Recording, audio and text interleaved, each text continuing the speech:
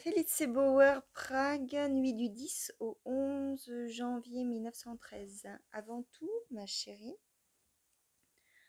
ne te fais pas de reproches parce que tu m'écris trop peu. Tu m'écris bien trop pour ton peu de temps, bien trop. Et si seulement tu pouvais, comme ces derniers temps, t'en tenir à la belle régularité de l'écriture quotidienne, je n'ai en ce qui concerne l'écriture des lettres pas d'autre souhait. Et comme les autres souhaits sont pour l'instant ou pour toujours impossibles à réaliser, tout est donc en ordre, à défaut d'être dans le meilleur ordre qui soit. Qu'immédiatement après les derniers mots échangés avec des parents, je me mette à table pour t'écrire, alors qu'auparavant je ne le faisais qu'après avoir écrit pour moi-même. Et lorsque je prenais ma plume pour toi, je me trouvais sur une marche supérieure, que ce soit dans le bonheur ou dans le malheur. Cela me perturbe. Et cela ne peut pas durer aussi longtemps. Lundi, je pense me remettre à écrire. Beaucoup d'histoires, ma chérie, tambourinent leur marche dans ma tête. Avec cela, je me tords parfois de désolation, ce qui peut, il est vrai, avoir toutes sortes de raisons. La moindre n'est pas de participer aux doubles fiançailles de Max et de ma sœur. Aujourd'hui, dans mon lit, je me suis plaint à toi de ces deux fiançailles en un long discours, qui certes t'aurait paru très fondé, mais maintenant je ne parviendrai sans doute plus à rassembler tout ce qui devrait être mentionné, et préfère donc en rester là. Quel discours je te tiens dans mon lit, couché sur le dos, les pieds appuyés sur les montants du lit, comme je parle là en silence et en moi pour l'auditrice chérie. Nous avons des talents si différents. Je suis le grand orateur au lit, tu es la grande épistolière au lit. Comment fais-tu? Cette façon d'écrire des lettres au lit, tu ne me l'as pas encore décrite. Aucune de ces fiançailles ne m'a satisfait, j'ai pourtant beaucoup contribué à celle de Max, et l'ai peut-être même un peu conseillé de façon décisive. Et pour ce qui est des fiançailles de ma sœur, je n'ai au moins jamais rien déconseillé. Et du reste, je suis vraiment un piètre prophète et connaisseur des hommes, comme on peut le voir à l'union de ma sœur déjà mariée. Lors de ses fiançailles, j'éprouvais le même désespoir, alors que ma sœur, qui était autrefois une créature pesante, jamais satisfaite, renfrognée, toujours débordée, a maintenant qu'elle est mariée, littéralement élargi son existence, grâce à ses deux enfants, dans un bonheur sans mélange. Mais malgré tout, je ne peux pas me défier de ma connaissance des hommes, car elle ne se sent pas démentie par les faits, et doit donc avoir une raison plus profonde, bien que peut-être je confère ce faisant à cette prétendue connaissance des hommes l'apparence d'une simple bêtise profonde et tenace.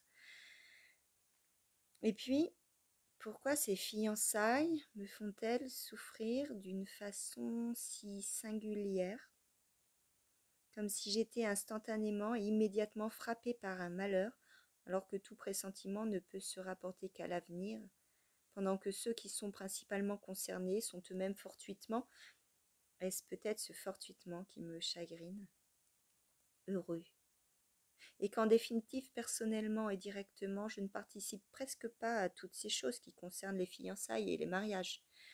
Hier soir, mon futur beau-frère me disait, sans aucune méchanceté, sans aucun lien avec mon énorme indifférence, juste pour faire une plaisanterie absurde. Bonsoir Franz, comment vas-tu? Qu'est-ce qu'on écrit de chez soi? La façon de le formuler avait, si on voulait, une bonne intention. Mais me voici quand même impliquée. Les deux familles qui ne se connaissent pas me pressent de donner mon sentiment. La famille du beau-frère sera même intégrée à la mienne. Non, je ne continue plus à écrire aujourd'hui, cela n'est momentanément plus convaincant. Peut-être pressens-tu dans l'ensemble ce que je pense dans le détail, et c'est ce qui est le plus important, même si tu ne le comprends malheureusement pas à distance. Au moment où tu liras cette lettre, je roulerai peut-être vêtue de mon vieux frac, de mes bottines vernies craquelées, d'un haut de forme bien trop petit. Ce n'est pas une coquetterie, j'ai exactement la même allure que d'habitude et qu'autrefois en août. et avec un visage extraordinairement pâle. Je mets en effet beaucoup de temps à m'endormir en ce moment, comme garçon d'honneur aux côtés d'une agréable, jolie, élégante et surtout très délicate et modeste cousine vers le temple où le mariage se déroulera en grande pompe, ce qui me dérange toujours, car du fait que, pour la communauté juive, du moins chez nous, les cérémonies religieuses se limitent au mariage et à l'enterrement, ces deux circonstances finissent par se ressembler sans qu'on y prenne garde, et on voit littéralement les regards menaçants d'une foi qui se meurt. Bonne nuit, ma chérie. Comme je me réjouis de savoir que pour une fois au moins ton dimanche sera plus calme que le mien. Avec quelle remarque ta mère te remettra-t-elle donc cette lettre? Franz. Je viens de relire ta lettre et comme elle m'a rendu curieux pour certaines choses, je te pose encore les questions suivantes. 1. Que veut dire le médaillon, je ne l'ai pas encore défait? 2. Dans quelle famille amie étais-tu? Dieu sait pourquoi, tout s'éclaircit pour moi avec les noms. 3. Comment était-ce en famille au bain public? À ce propos, faut malheureusement que je réprime une remarque.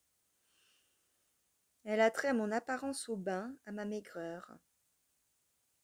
Au bain, j'ai l'air d'un orphelin. Un jour, mais c'est il y a très longtemps déjà, nous étions en villégiature d'été au bord de l'Elbe. C'était un été très chaud. Le bain dans le fleuve procurait un plaisir particulier. Mais l'établissement de bain était très petit. Hommes et femmes se baignaient pêle-mêle.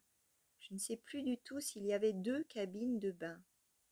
Dans cette villégiature, la société était très joyeuse et on y prenait du bon temps. Mais pas moi.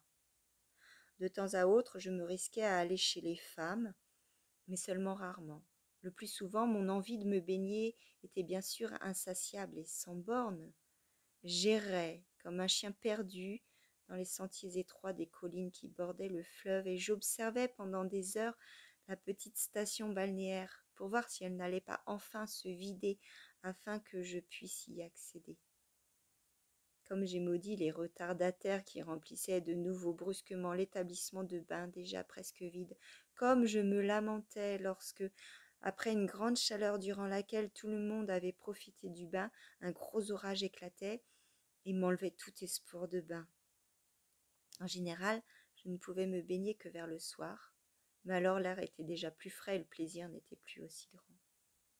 Quelquefois seulement, sous l'effet d'une sorte de coup de soleil qui m'ôtait toute prévention, je suis montée à l'assaut de la station balnéaire trop fréquentée.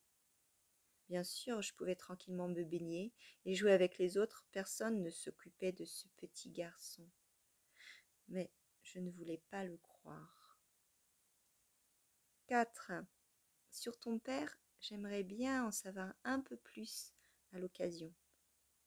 Mais voilà qu'il se fait tard, de nouveau, et je n'ai encore rien préparé en matière de divertissement pour le banquet de mariage, et le pire, c'est que je n'en suis pas capable et que je ne le ferai pas. Franz. La voilà cette remarque. Ne sont-ce pas des sueurs froides qui t'ont réveillé?